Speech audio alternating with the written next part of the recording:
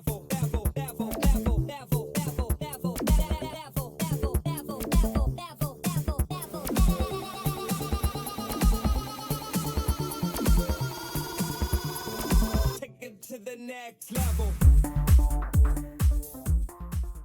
guys, NinjaGuy X here, and today on Force Cars Gaming we are reviewing Streets of Rage 4 on Google Stadia.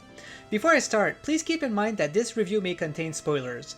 So does this sequel deserve a spot in the Streets of Rage Hall of Fame? Well, let's find out!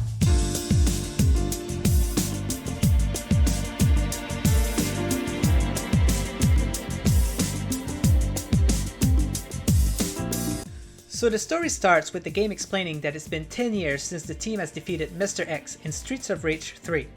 And now his twin children, Mr. Y and Mrs. Y, are coming back with a revenge by building a syndicate and getting the police force on their side.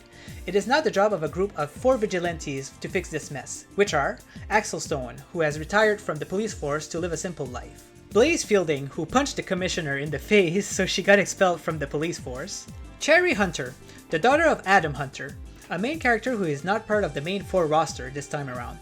Cherry wants to become a musician, but decides to help the team since Adam is busy with other things. And last but not least, Floyd Area. An accident caused both of his arms, but Dr. Gilbert Zan, one of the main characters in Streets of Rage 3, replaced them with robotic arms. He offered his help to the team instead of Dr. Gilbert Zan. You know, it's a beat 'em up, so don't expect the story progression to be too crazy. But there are some cutscenes at the end of every stages, and the character progression is actually pretty good. It keeps you engaged throughout, and it's pretty solid. One thing that I wish though is that there would be some voice acting in there. Just a small thing that would help in the immersion of the story. Alright, let's talk about the gameplay. So like I just mentioned, Streets of Rage 4 is a beat 'em up. When you select story mode, you are then directed to the difficulty screen. I've tried normal, hard, and mania, and they all seem to be well balanced accordingly. Even on normal, I had a little bit of a hard time around the end of my first playthrough. After you select the difficulty, you'll need to select your character, which are the 4 characters that I mentioned before. You can unlock the 5th character by progressing through the story. Then you have Estelle Aguirre. Now there's actually a strange story about this character. She's actually a boss in the game, but she was part of a DLC called Mr. X Nightmare. Unfortunately, the Stadia version doesn't have the DLC available to purchase yet, but instead, we've got this one unlocked boss character, the Mania Plus difficulty, and some other mode that I'll talk about later. It's a weird situation, but I do hope that we get the DLC at some point. What's funny is that you see the credits of the DLC at the end of the game. After selecting the character, you are then dropped into stage 1. You work your way through beating every wave of enemy on the screen. At the end of the stage, you are greeted by a boss. You are then rewarded by a cutscene after defeating them. You then go on the next stage, rinse and repeat until you reach the credits. Every character has their own moveset. You can jump and punch. You also have a special move that is very good for when you're surrounded. This move removes some of your life that you can recover by punching enemies, but if you get punched before completely recovering, you lose the remaining life. You also have a super move that you can only do a certain amount of time. This is a very good move that destroys pretty much everything. I usually keep it for bosses. A game like this pretty much requires twitch reaction in order to dodge and maneuver certain attacks. Fortunately, the latency is seamless with Google Stadia and I never had any latency struggle. My favorite character is Sherry. Her moveset just feels very natural to me.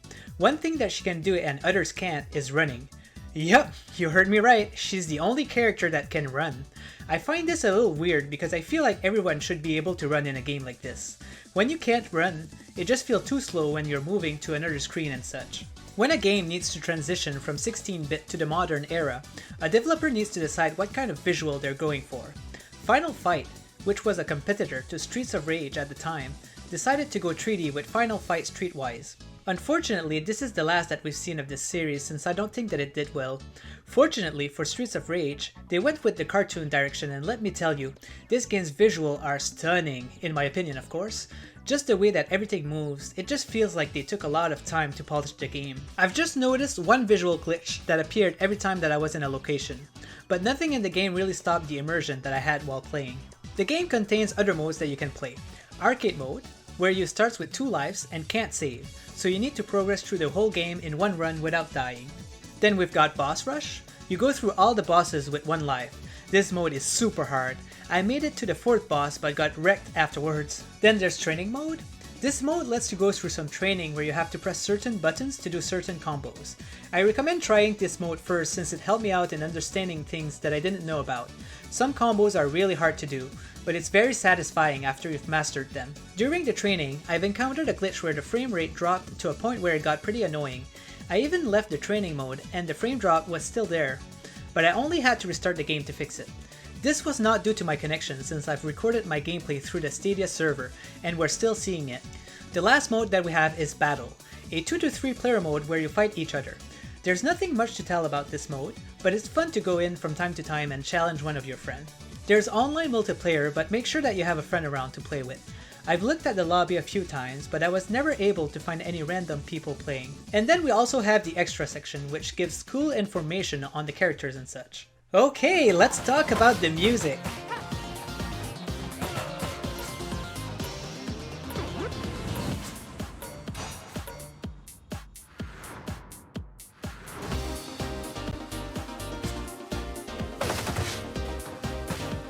Man, the music. It's so good.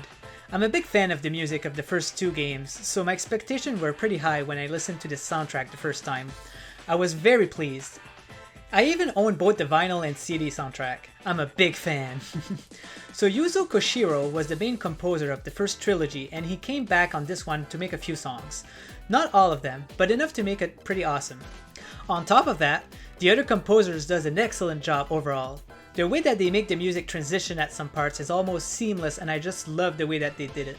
And that's all I had to say for this game, guys! My final score is 8.5 out of 10. This game hit all of the right checkbox in a beat 'em up genre, and is just one game that you can't miss out on if you have even the slight interest.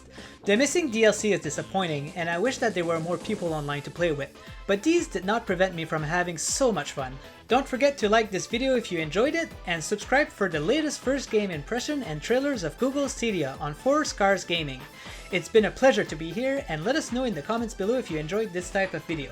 Just a quick description of myself, I am NinjaGuy X and I do early morning streams all weekdays and post video reviews, news, and anything related to Google Stadia. I am in the process of upgrading my equipment, so you'll be seeing some improvement if you stick with me.